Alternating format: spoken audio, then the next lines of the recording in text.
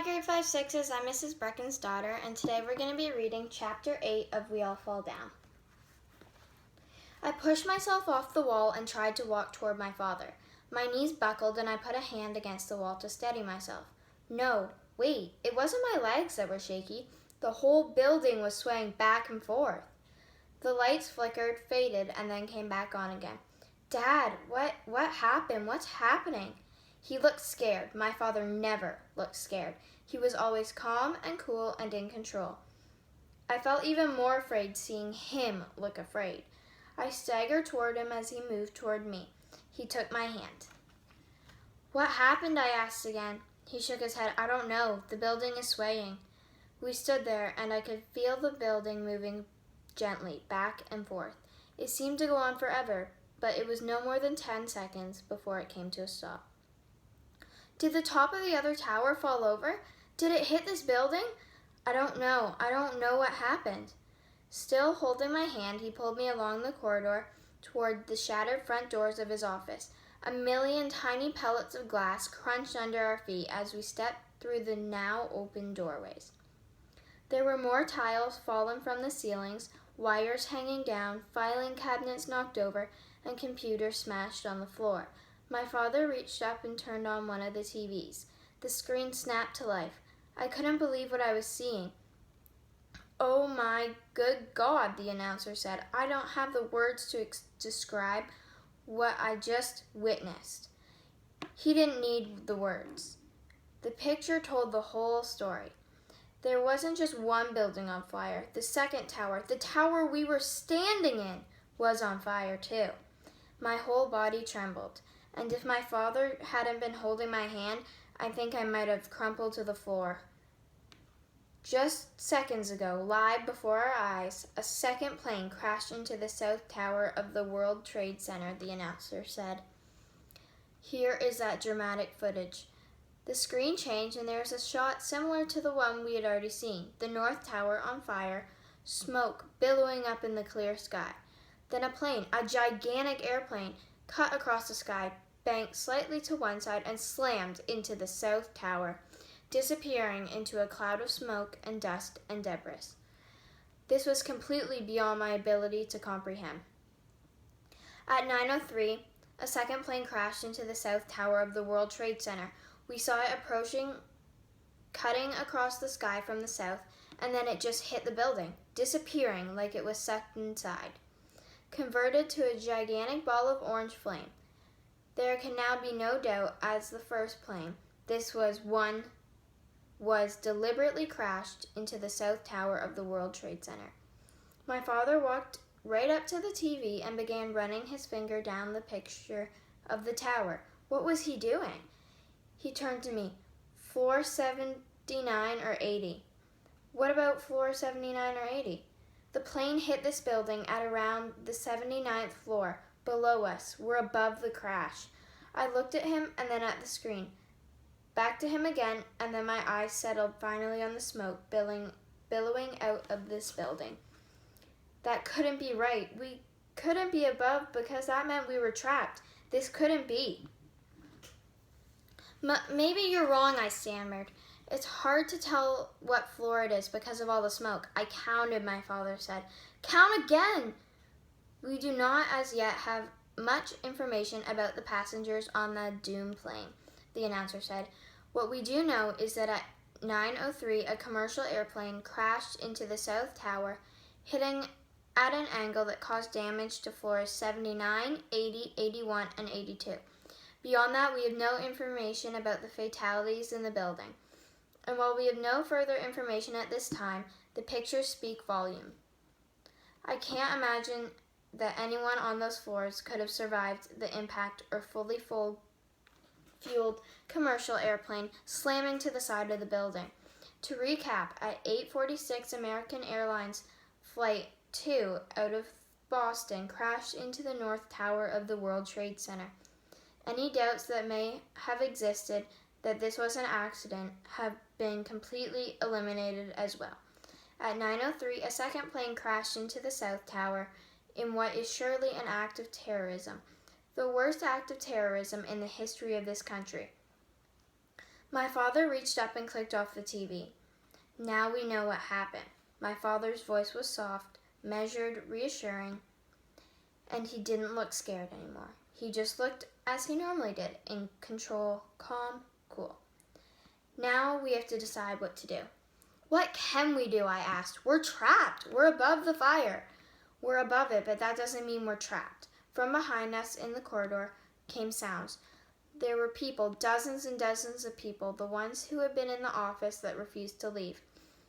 I looked around for that smug, stupid man who had refused to listen to my father's order to evacuate.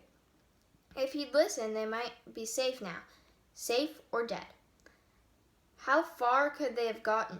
Maybe they would have just made it a few floors down, and they would have been somewhere on one of those floors where the plane hit. They would have been killed instantly. At least here they were still alive but trapped. The way those people in the other tower were trapped. The way those two people were trapped who chose to jump rather than wait to be burned alive.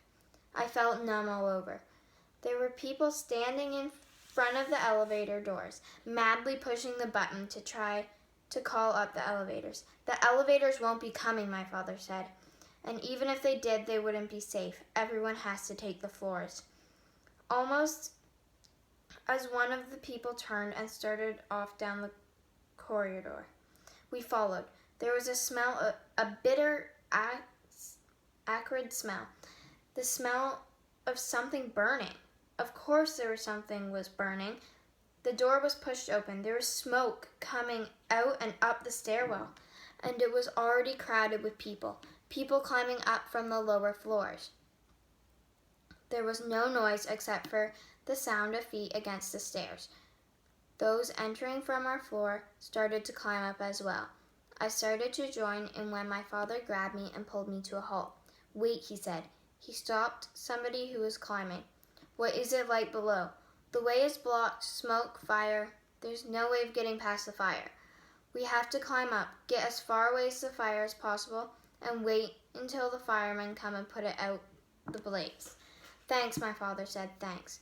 My father motioned for me to follow him out of the stairwell and back into the corridor. We had to move through the traffic, trying to move in the other direction. Despite the urgency, the fear, the desperation, everyone was quiet and polite and orderly. There were no pushing, no bad words exchanged, hardly any words exchanged. I followed my father back to his office. What are we doing? I demanded.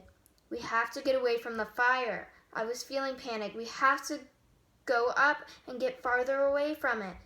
We might decide to do that, but it might not be the best way to get away from the fire. We have to see if there are any other choices. I was struck by a strange image of those two people jumping. That was not a choice. The man said the way down was blocked, I argued. It might be, or it might not. But I could see the smoke, I protested. We have to climb up before the fire reaches us here. The smoke travels a lot faster than the fire could. These buildings are designed to contain fire so they don't spread from floor to floor. I felt a little relief, but shouldn't we just do what everybody else is doing and go to the top? Doing what everybody else is doing isn't necessarily the right thing. Do you know how many times I've done the opposite of what everybody else was doing? I bought them when they were selling, or sold when they were buying, or this isn't some stupid business deal, I snapped. This is our lives. My father placed his hand on my shoulder. I know that.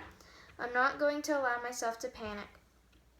We have to take the time to make the right decision. I felt like brushing his hand aside and rushing back to the stairwell and up and away from the fire. I didn't. He looked so confident, so sure of himself. He was usually right about some things. He was one of the smartest people I knew. Okay, he said. I nodded. Good. We're going to go back to my office and we're going to try and call your mother. We have to let her know that we're safe. Are we? I asked. He didn't answer right away and my whole spine tingled. Let her know that we're alive, that we're okay for now. I nodded again. We went back into the office. Use any one of these phones, my father said as he rushed off. Where are you going? I said, not wanting to let him out of my sight. My office. I have something to get from my desk. My mouth dropped open. What could possibly be that important that he needed to get it right now? Even with all of this happening all around us, people dying, people dead, us in danger, he was still thinking about business. I picked up the phone. There was dead air, not even a dial tone. I pushed a button, trying to figure a line out. Nothing. I grabbed a second phone. It was dead as well.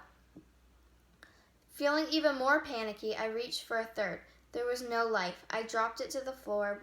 Then I realized that my father always had his cell phone with him. We could call with that.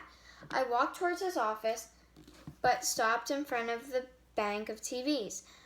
I reached up and turned one on. The screen flickered for a split second and then became to life with the scene I knew would be there. The Twin Towers stood against the skyline, thick black smoke billowing out from the gaping holes. I was in the second building, the one on the left of the screen, the one with the smoke coming from the lower down. I slumped down and sat on the edge of the desk, looking up at the image. It wasn't real. None of this could be real. It was like some bizarre movie, the product of some writer and Hollywood producer. I should see some interior shots of a movie star, probably playing a fireman, villainy fighting the blaze and saving people. Or maybe a gigantic ape, King Kong, should be climbing the side of the building, or helicopters should be plucking people from the roof.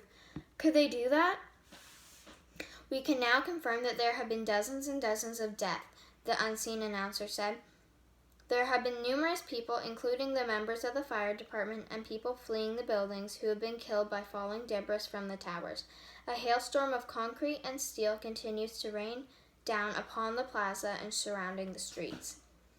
The camera changed to a shot of the plaza. It was littered with hunks of metal and stone. There was a police car, almost unrecognizable, crushed by a gigantic hunk of concrete. All emergency personnel in the city have been recalled, as have doctors, nurses, and all health professionals.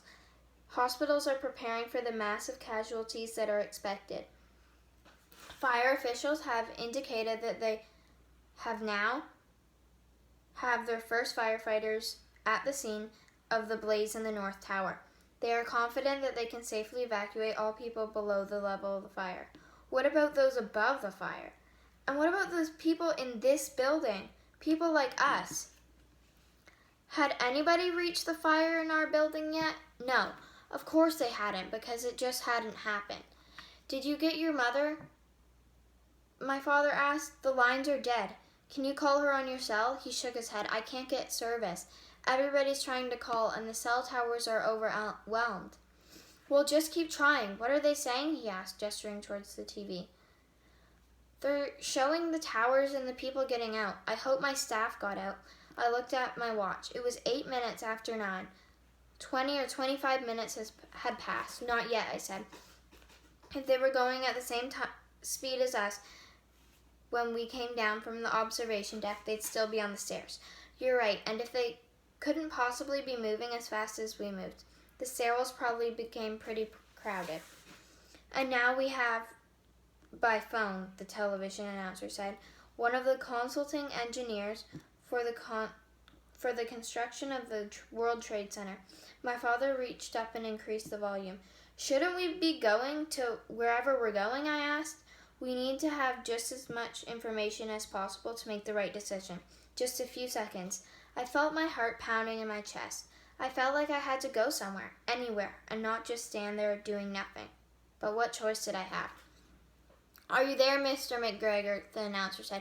Yes, I am, a voice replied. It was obvious that it was coming over a phone line. Can you comment on the scene you're seeing on the screen? The announcer said. It's hard to believe. The amount of smoke is simply unbelievable. I was informed that the buildings were designed in such a way to contain and control fire on any floor, the announcer said. They were, and that is a life-saving measure in this case. The smoke you see, the fuel feeding these flames, is not from the building itself, but from the jet fuel that was on the plane. It would be certainly hard to design a building with such an occurrence, a direct hit from an airplane. Actually, the engineer said, the buildings were designed to withstand an airplane crash. We did tests Simulations of a private plane crash. A private plane, like a Cessna? The announcer asked. Larger. 2-engine prop plane. But nothing like this. You didn't test for the impact of a large commercial airliner? No, the engineer said. We didn't test for something that we wouldn't conceive happening. This is beyond anything we've ever imagined. Once again, my father reached up and clicked off the set. He's not saying anything that can help us make our decision. It's time to leave. We'll continue to try to get your mother by cell phone. Did you get what he needed from your office? I asked. I did. He pulled a tie out of his pocket. I recognized it. I had given it to him from his birthday a month ago. You went there to get a tie? It's one of the things I got. It's my favorite tie, and that's going to make this hurt even more. He took the tie and ripped it back, opening it up. What are you doing? Making a mask for you. Here, let me get it wet. He bent over and put it under the spout of the water, drenching it with water.